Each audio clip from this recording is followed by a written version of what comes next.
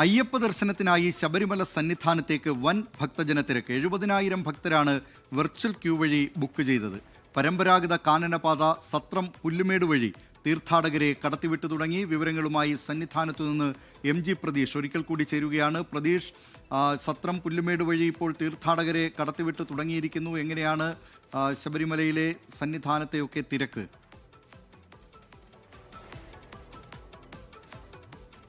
ദിലീപ് കുമാർ, കഴിഞ്ഞ സീസണുകളെ അപേക്ഷിച്ച് വലിയ തീർത്ഥാടകരുടെ തിരക്കാണ് ശബരിമലയിൽ അനുഭവപ്പെടുന്നത്. അത് ഇന്നലെ നട തുറന്ന ആദ്യ ദിവസം മുതൽ തന്നെ അത്തരത്തിലാണ് തിരക്ക്. കാരണം 30,000 തീർത്ഥാടകരായിരുന്നു ഇന്നലെ ശബരിമലയിൽ വെർച്വൽ ക്യൂ വഴി ബുക്ക് ചെയ്തിരുന്നത്. പക്ഷേ 50,000-ന് മുകളിൽ 55,000-ന് മുകളിൽ തീർത്ഥാടകർ ഇന്നലെ മാത്രം ശബരിമലയിൽ എത്തി. ഇന്ന് പുലർച്ചെ 3 മണിക്ക് നട തുറന്നത് മുതൽ നടപ്പന്തലിലും മരക്കൂട്ടത്തിലും ഉൾപ്പെടെ തീർത്ഥാടകരുടെ നീണ്ട നിരയാണ്. ഈ 3 മണിക്കൂർ വരെ ക്യൂ നിൽക്കേണ്ട ഒരു സാഹചര്യം തീർത്ഥാടകരെ സംബന്ധിച്ച് ഉണ്ട്.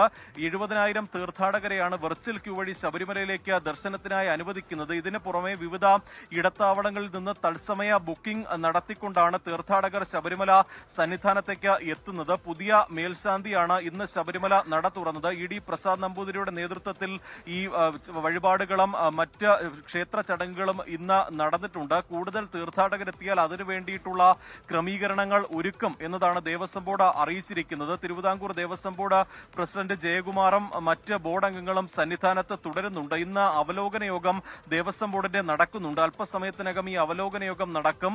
അതിനുശേഷം ഈ കൂടുതൽ ക്രമീകരണങ്ങൾ തീർത്ഥാടകർക്ക് നൽകും എന്നതാണ് അറിയിച്ചിരിക്കുന്നത്. അടിസ്ഥാന സൗകര്യത്തിന് കൂടുതൽ പ്രാധാന്യം നൽകുമെന്നതാണ് K ജയകുമാറും പറഞ്ഞിരിക്കുന്നത്. വരും ദിവസങ്ങളിൽ തീർത്ഥാടകരുടെ എണ്ണം കൂടുതൽ വർദ്ധിക്കാനുള്ള ഒരു സാധ്യതയാണുള്ളത്. കാനനപാത ഇന്ന് രാവിലെ തുറന്നു. കൂടുതൽ തീർത്ഥാടകർ കാനനപാത വഴിയും എത്തുന്നുണ്ട്. ഈ മരക്കൂട്ടത്തിൽ ഉൾപ്പെടെ ഈ തിരക്ക് കൂടിയ പശ്ചാത്തലത്തിൽ ചില തീർത്ഥാടകർ കാനനപാത വഴി ഈ വഴി തെറ്റിച്ച് ശബരിമല സന്നിധാനത്തേക്ക് എത്തുന്നുണ്ട്. അക്കാര്യത്തിൽ ഉൾപ്പെടെ നിയന്ത്രണം വേണം. ഭക്തർ അക്കാര്യത്തിൽ ഈ കാട്ടിനുള്ളിലൂടെയുള്ള യാത്ര തീർത്ഥാടകർ ഒഴിവാക്കണമെന്ന ഒരു നിർദ്ദേശം പോലീസും ദേവസ്വം ബോർഡും നൽകിയിട്ടുണ്ട്. അത്തരത്തിൽ ഒരു പഴുതടച്ച ക്രമീകരണങ്ങൾക്കാണ് ഇപ്പോൾ ദേവസ്വം ബോർഡും പോലീസും ഒരുങ്ങുന്നത്. എന്തായാലും ഈ ഡിസംബർ മാസം ആദ്യ വാരം വരെ ശബരിമലയിൽ വലിയ തീർത്ഥാടന തിരക്ക് തന്നെയായിരിക്കും. കാരണം ഡിസംബർ 2-ാം തീയതി വരെയുള്ള എല്ലാ വെർച്വൽ ക്യൂ സ്ലോട്ടുകളും ഇതിനോടകം ഫുള്ളായി കഴിഞ്ഞിട്ടുണ്ട്. അതുകൊണ്ട് തന്നെ കൃത്യമായി സമയക്രമം പാലിച്ച് തീർത്ഥാടകർ എത്തണം എന്നുള്ള നിർദ്ദേശമാണ് ഇപ്പോൾ ദേവസ്വം ബോർഡും പോലീസും അറിയിക്കുന്നത്.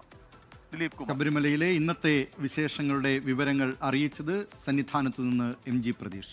ലോകത്തെവിടെയായാലും ഏത് സമയത്തും 24 വാർത്തകളും ഓഗ്മെന്റഡ് റിയാലിറ്റി പാക്കേജുകളും എക്സ്പ്ലെയിനറുകളും വിശദമായി കാണാൻ ഞങ്ങളുടെ YouTube ചാനൽ നിങ്ങൾക്ക് സബ്സ്ക്രൈബ് ചെയ്യാം.